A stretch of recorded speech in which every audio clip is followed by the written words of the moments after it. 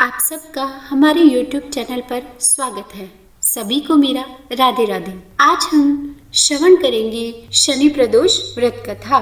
शनि प्रदोष व्रत कथा का पाठ खोया हुआ पद और प्रतिष्ठा लौटाता है, जीवन में उन्नति का मार्ग प्रशस्त करता है। पूरी श्रद्धा और विधि विधान से प्रदोष व्रत करने से जीवन में आ रही कठिनाइयां दूर हो जाती है। यह व्रत संतान प्राप्ति की कामना के लिए भी किया जाता है। इस प्रकार मनुष्य जो भी इच्छा करके यह व्रत करता है उसकी सभी इच्छाएं पूरी होती है। तो अब सुनते हैं शनि प्रदोष व्रत कथा। गर्गाचार्य जी ने कहा, हे महामते, आपने शिव जी की प्रसन्नता हेतु समस्त प्रदोष व्रतों का वर्णन किया है। अब हम शनि प्रदोष व्रत की कथा सुनने की इच्छा रखते हैं, तो कृपया करके हमें बताइए। तब सुत जी बोले कि हे ऋषि, निश्चयात्मक रूप से आपका शिव पार्वती के चरणों में बहुत ही प्रेम है, तो मैं सबसे पहले आपको शनि त्रयोदशी के व्रत की विधि बताता हूँ और इसके बाद मैं आपको शनि प्रदोष व्रत की कथा सुनाऊंगा, इसलिए आप ध्यान पूर्वक सुनिए।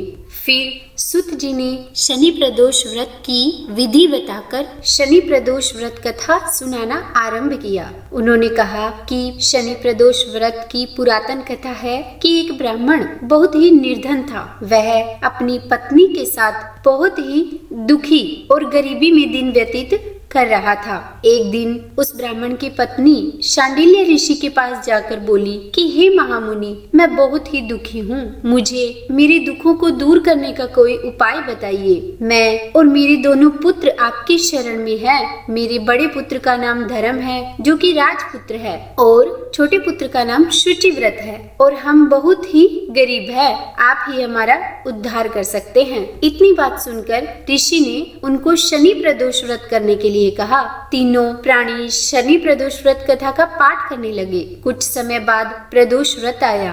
अब तीनों ने व्रत करने का संकल्प भी लिया। छोटा लड़का, जिसका नाम शुचिव्रत था, एक तालाब पर स्नान करने के लिए गया तो उसे मार्ग में स्वर्ण से भरा हुआ एक कलश मिला। उसको लेकर वह बहुत ही प्रसन्न हुआ और अपने घर आया तथा अपनी माँ से कहा कि माँ, यह धन मुझे मार्ग से प्राप्त हुआ है। माता ने देखकर शनि प्रदोष व्रत की महिमा का वर्णन किया और यह माना कि यह हमें शनि प्रदोष व्रत करने की वजह से ही मिला है, और वह भी बहुत प्रसन्न हुई। फिर वह राजपुत्र को अपने पास बुलाकर बोली कि देखो पुत्र, यह धन हमें भगवान शिव की कृपा से प्राप्त हुआ है, अतः प्रसाद के रूप में तुम दोनों आधा आधा बांट लो। माता का वचन सुनकर राजपुत्र ने भगवान शिव और माँ पार्वती का ध्यान किया और बोला, माँ, यह धन आपके छोटे पुत्र का है, मैं इसका अधिकारी नहीं हूँ। मुझे शंकर भगवान और माता पार्वती जब देंगे तब लूंगा। इतना कहकर वह राजपुत्र भगवान शंकर की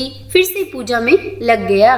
फिर कुछ दिनों बाद एक दिन दोनों भाइयों का प्रदेश में घूमने का विचार हुआ। वहाँ उन्होंने अनेक गंधर्व कन्याओं को देखा। उन्हें देख शुचिव्रत ने कहा, भैया, अब हमें इससे आगे नहीं जाना। इतना कह शुचिव्रत उसी स्थान पर बैठ गया, परंतु राजपुत्र अकेला ही उन स्त्रियों के बीच में जा पहुँचा। वहाँ एक स्त्री जो कि बहुत ही सुंदर थी, राजकुमार को देखकर मोहित हो गई और उस ब्राह्मण पुत्र के पास जाकर अपनी सखियों से बोली कि हे सखियों, इस वन के समीप ही जो दूसरा वन है, तुम वहाँ जाकर देखो कि भांति भांति के पुष्प खिले हैं। वह बहुत ही सुंदर है, तो तुम सब जाकर उसे देख कर आओ। मैं यहाँ बैठी हूँ, मेरे पैर में बहुत ही दर्द हो रहा है। ये सुनकर सब सखियां दूसरे वन में चली गई और वह अकेली ही उस सुंदर राजकुमार को देखती रही। उधर राजकुमार भी कामुक दृष्टि से उसे निहारने लगा। तब युवती बोली कि आप कहाँ रहते हैं और वन में कैसे पधारे, किस राजा के पुत्र हैं, आपका नाम क्या है?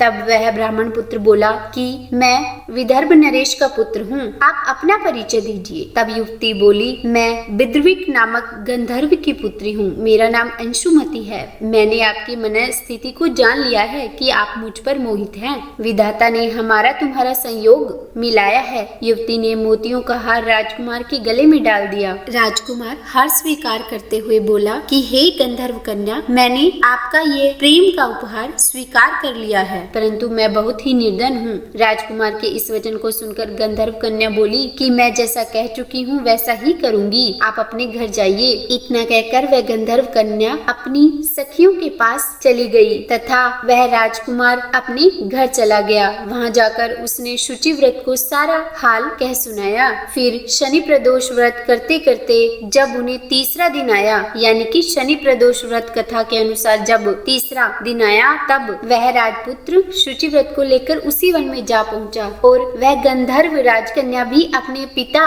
को लेकर वहां आई। फिर उन दोनों राजकुमारों को देखकर गंधर्व राज ने उनसे कहा कि मैं कैलाश पर गया था, वहां भगवान शंकर ने मुझसे कहा कि धर्मगुप्त नाम का एक राजपुत्र है जो इस समय राज्य विहीन निर्धन है, मेरा परम भक्त है, तो हे गंधर्व राज तुम उसकी सहायता करो। मैं महादेव जी की आज्ञा से इस कन्या को आपके पास लाया हूँ। मैं चाहता हूँ कि आप इससे विवाह करें और मैं आपकी सहायता कर आपको राजगद्दी पर बिठा दूंगा। इस प्रकार गंधर्व राज ने कन्या का विधिवत विवाह कर दिया। धन और सुंदर गंधर्व कन्या को पाकर राजपुत्र बहुत ही प्रसन्न हुआ। भगवत कृपा से वह समय उपरांत अपने शत्रुओं को दमन करके राज्य का सुख भोगने लगा। जो शनि प्रदोष व्रत कथा का पाठ करता है उसे खोई हुई पद प्रतिष्ठा और संपत्ति अवश्य ही प्राप्त हो जाती है। तो बोलिए शिव शंकर भगवान की जय।